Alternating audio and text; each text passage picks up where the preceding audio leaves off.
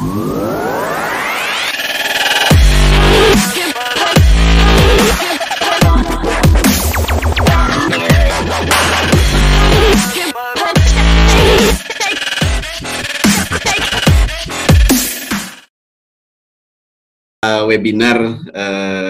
Info Brand Talk pada sore hari ini.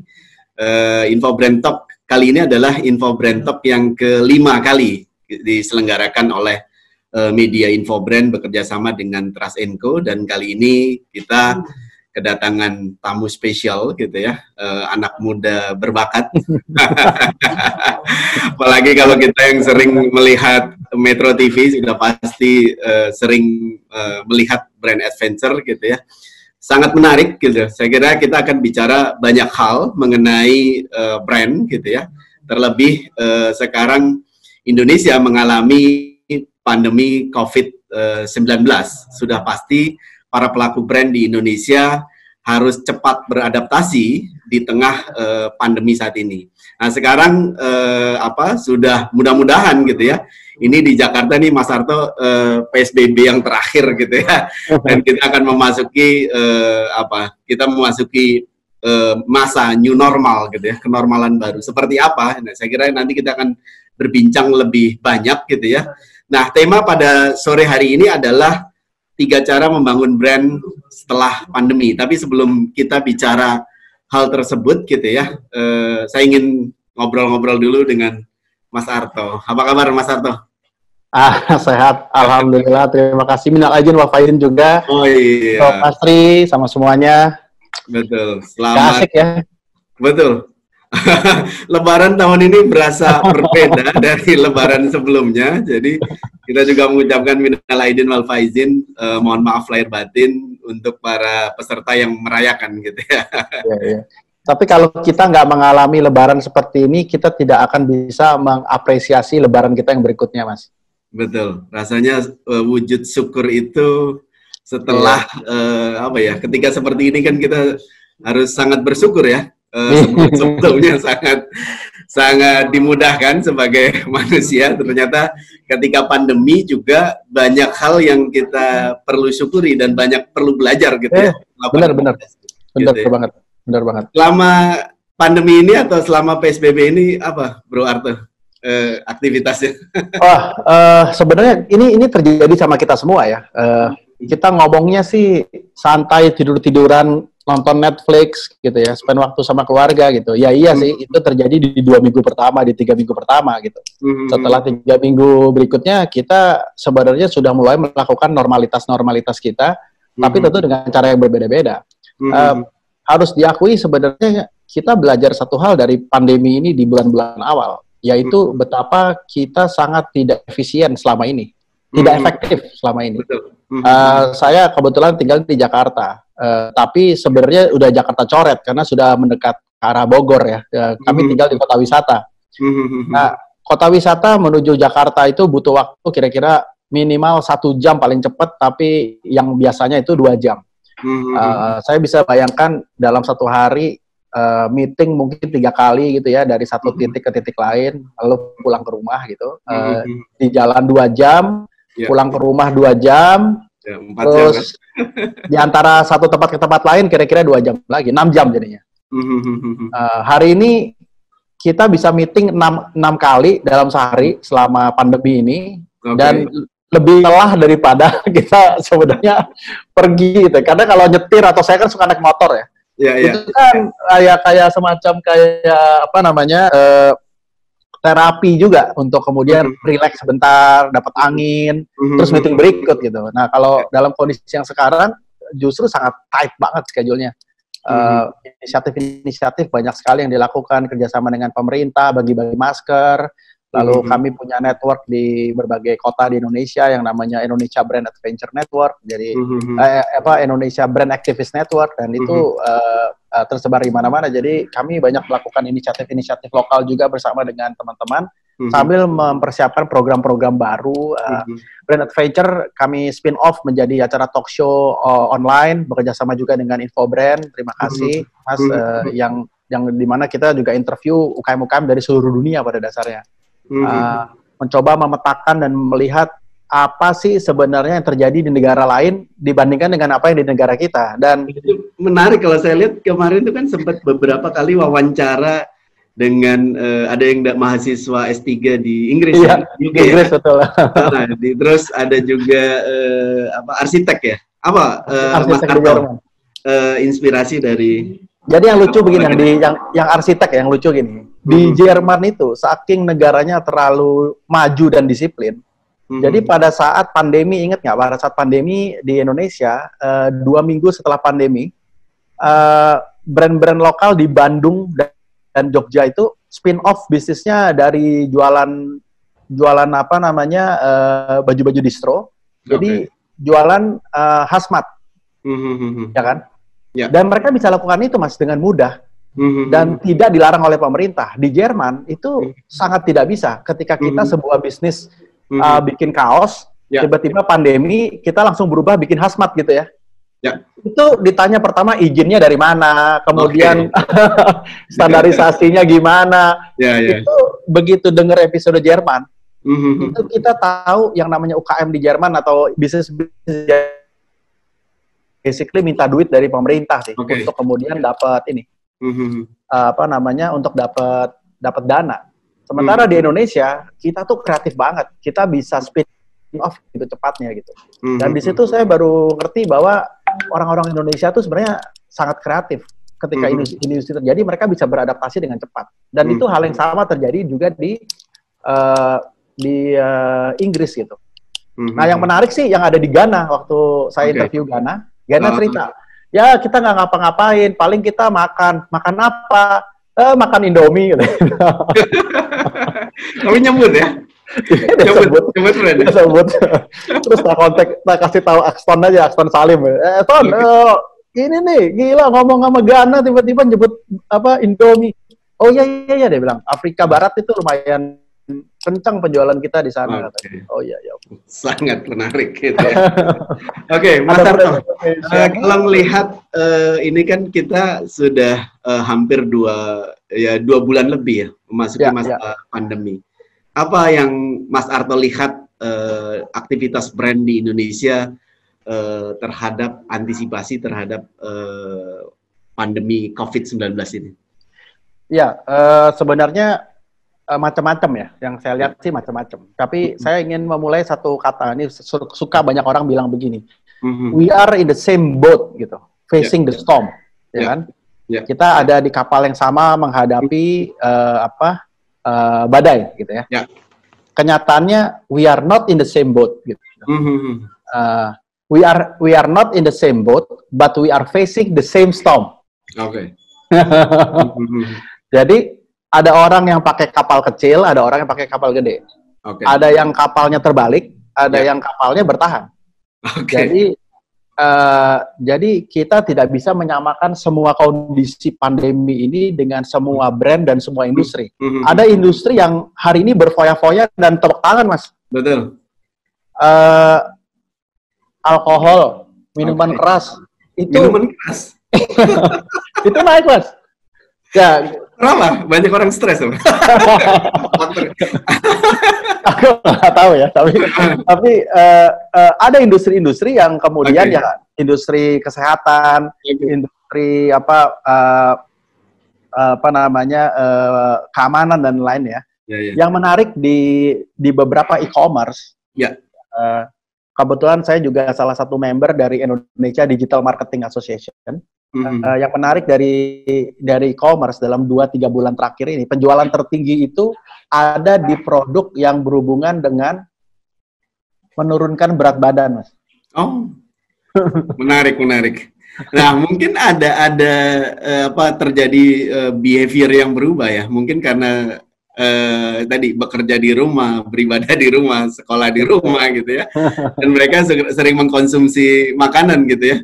Atau itu malah mengalami kenaikan gitu. Iya, makanya itu saya bilang selalu di setiap resesi, di setiap masa 98, 2008, dan sekarang 2019, 2020, selalu akan ada yang diuntungkan dan selalu ada yang merugi gitu ya. Ya, ya. Tapi kemudian poinnya adalah bagaimana kita bisa belajar dari hal-hal yang sifatnya merugi tadi, lalu kita spin off menjadi sesuatu yang menguntungkan gitu ke depan. Dan itu yang sebenarnya kita masih agak sedikit terlalu dini untuk bisa menentukan, karena proses PSBB-nya baru terjadi minggu depan ya. Itu pun baru di Jakarta. Ya. Mungkin setelah 3 bulan ke depan, kita akan bisa melihat satu bentuk behavior model yang jauh lebih sempurna gitu untuk kita bisa bayangkan. Tapi lewat kasak kusuk sana sini teman-teman sih udah mulai agak kebayang lah ya, kayak industri makanan, tapi lebih spesifik lagi kita bicara ready to cook ya, bukan ready to eat tapi ready to cook gitu. Itu naiknya tinggi sekali. Jadi industri-industri kuliner harus bertransformasi ke arah sana gitu, apa mengurangi kekulinerannya kan, kira-kira gitu. Jadi dia mungkin harus mengadjust dengan pola atau kebiasaan yang baru. Betul. Saya kira itu menarik kalau bicara tadi ready to cook gitu ya. Memang kalau saya lihat behavior ibu-ibu gitu ya, itu kan satu lebih ke healthy gitu ya. Yang kedua dia pengen ya memasak, bahwa masak yang dia lakukan bahwa sehat untuk keluarganya, sehingga produk-produk ready to cook mengalami kenaikan gitu.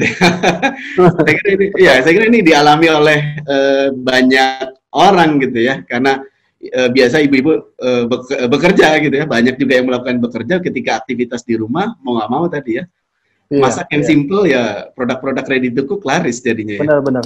Dan yang menarik ya Mas, satu lagi yang saya temukan, produk-produk standar seperti keripik, kerupuk gitu, sekarang udah mulai pick up naik juga Mas. Oke. Jadi orang nggak bisa, manusia itu ternyata makhluk yang paling tidak konsisten.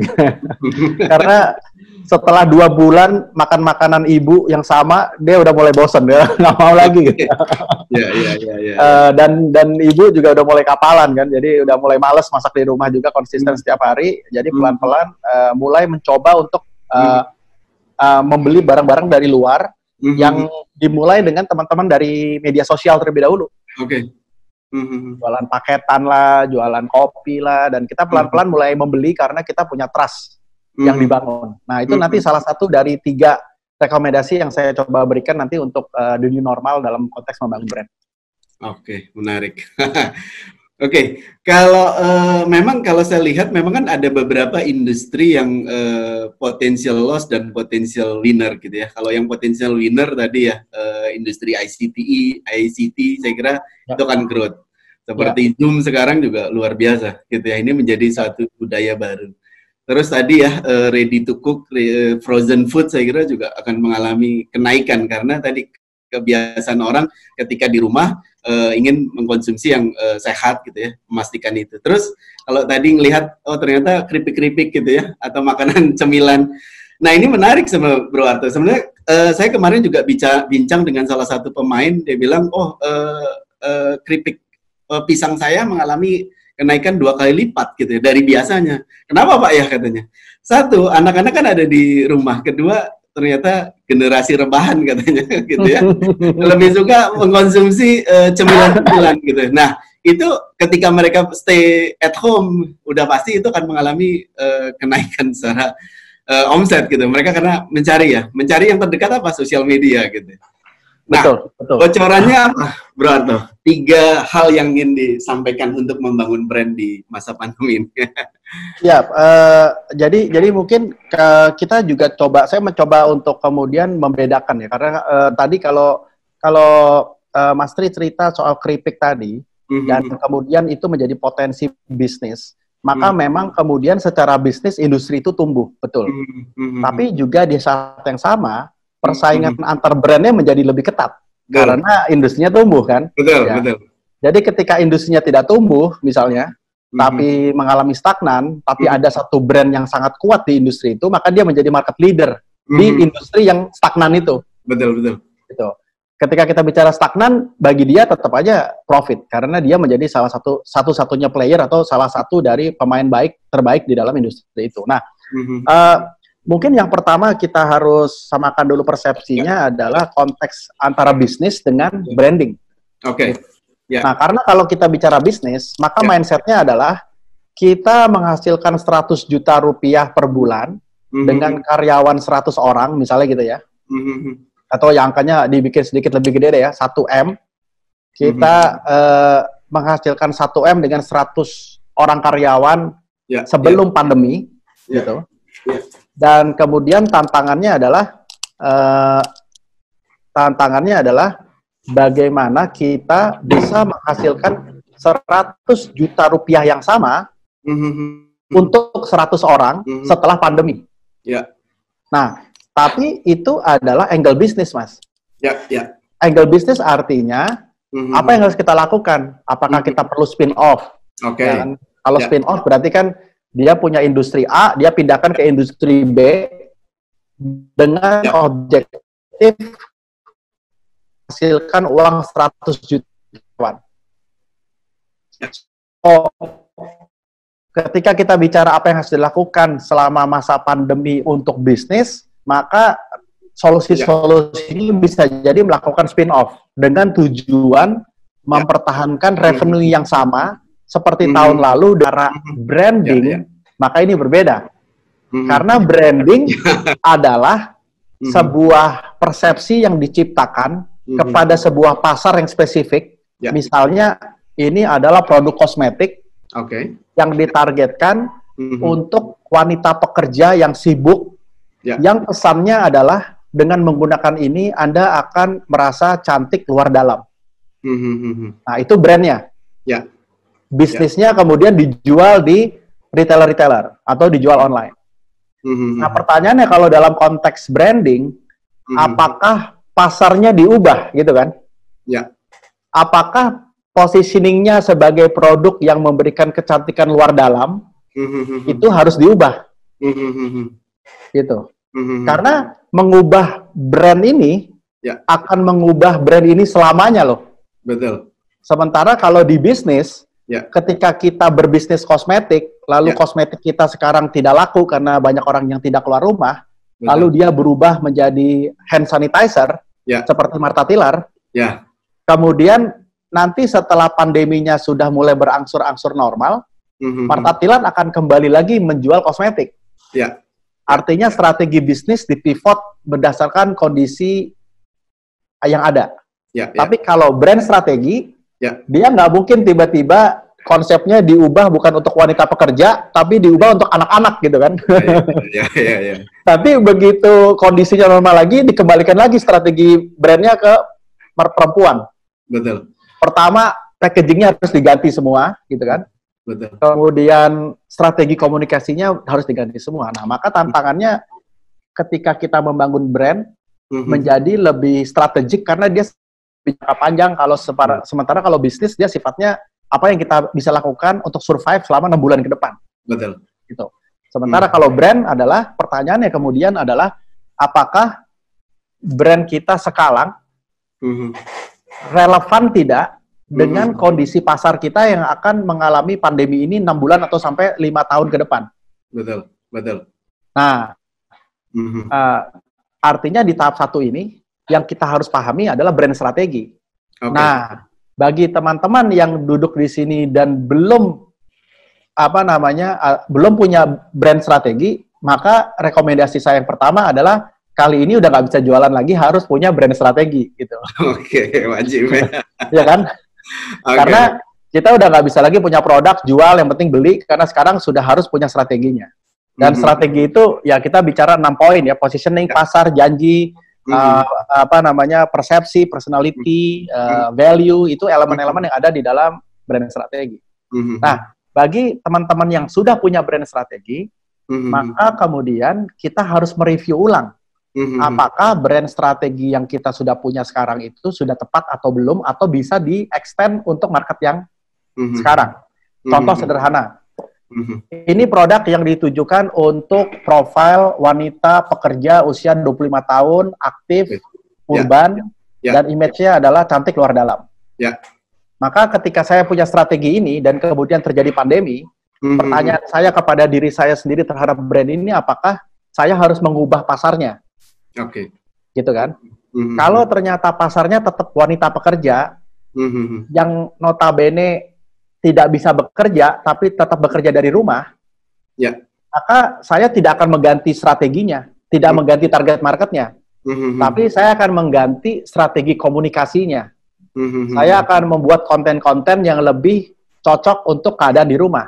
Nah, mungkin sorry, saya potong.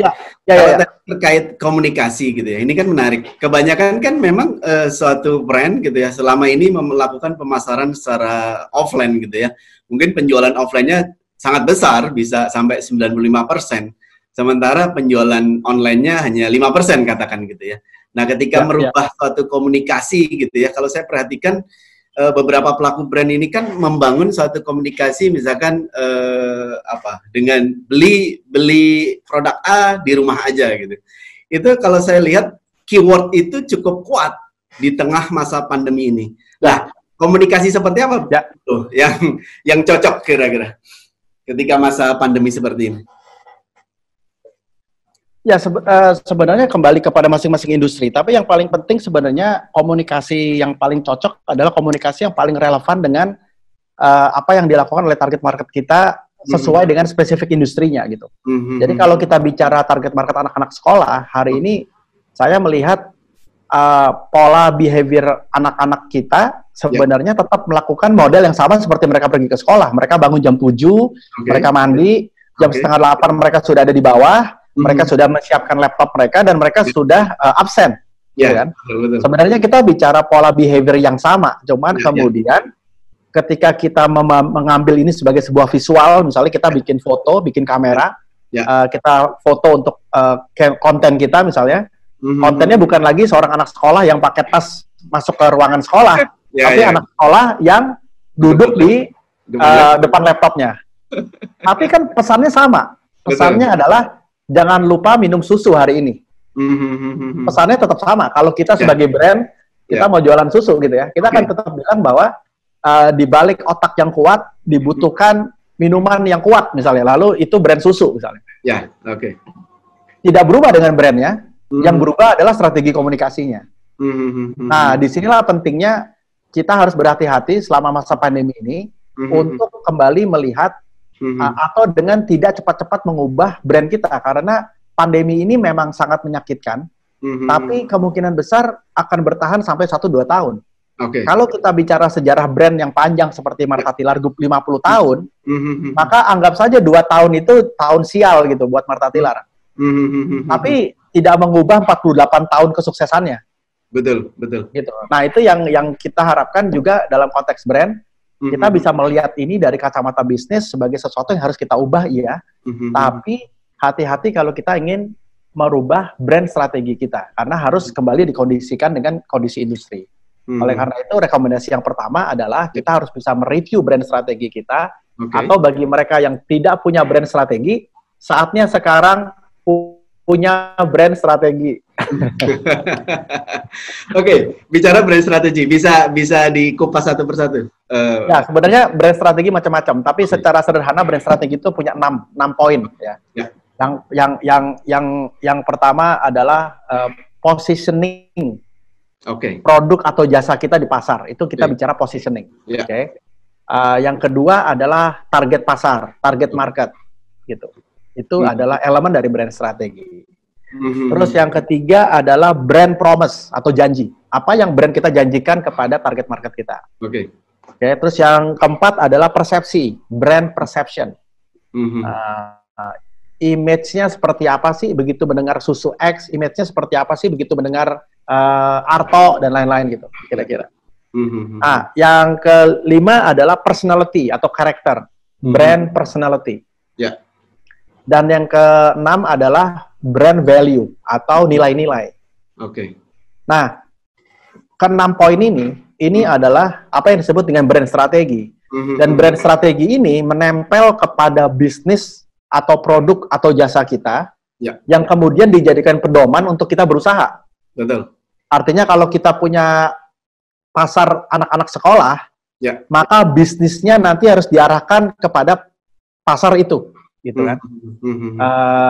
Dan itu menjadi fundamental karena untuk bisa membangun bisnis yang berkelanjutan, dia harus punya brand strateginya. Kalau tidak, maka yang terjadi dia akan akan kemana-mana, nggak jelas, nggak tahu target, nggak tahu pasar, siapa yang mau beli dijual, mau ibu-ibu umur 60 tahun beli ya dijual. Iya, ya. Ada perubahan nggak, Mas Arto, ketika di masa pandemi terhadap brand strategi? Ada adaptasi nggak? Saya melihat yang terjadi adalah bisnis strategi berubah. Oke. Dari banyak brand ya. Oke. Bahkan kalau kita bilang misalnya ya ada beberapa yang kemudian mengirim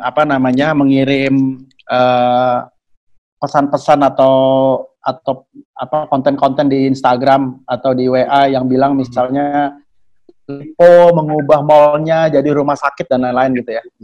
Itu saya melihat lebih kepada bisnis strategi. Betul. Kan nggak mungkin nanti 5 tahun dari sekarang mall itu tetap menjadi rumah sakit. Harusnya nggak mungkin ya. Betul. Jadi apa yang dilakukan oleh perusahaan-perusahaan besar sekarang adalah bagaimana mereka bisa mendapatkan revenue yang sama seperti tahun lalu atau minimal mendekati tahun lalu tanpa harus mengurangi karyawan kan gitu. Betul. Jadi survival mode-nya lebih kepada bisnis solusi untuk bisa bertahan 2-3 bulan ke depan. Tapi yang mengubah brand-nya sampai detik ini sangat jarang sekali, Mas. Betul. Saya belum menemukan ya. Betul. Karena kejadian ini mau kita bilang menderita, sejujurnya cuma baru berjalan 2 bulan. Ya. Udah ya, baru jalan 2 bulan gitu.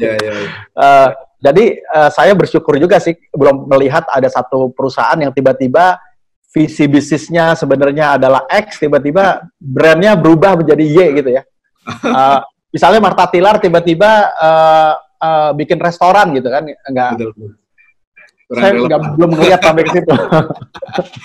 Tapi ada juga yang cukup ekstrim ya. Jadi dari pabrikan otomotif tiba-tiba pabriknya dirubah menjadi pabrik masker gitu ya. Itu kan juga ada juga terjadi di luar negeri. Pabrikan TV tiba-tiba dirubah jadi pabrik masker. Sahabat brand, jangan lupa subscribe, like, komen, dan share.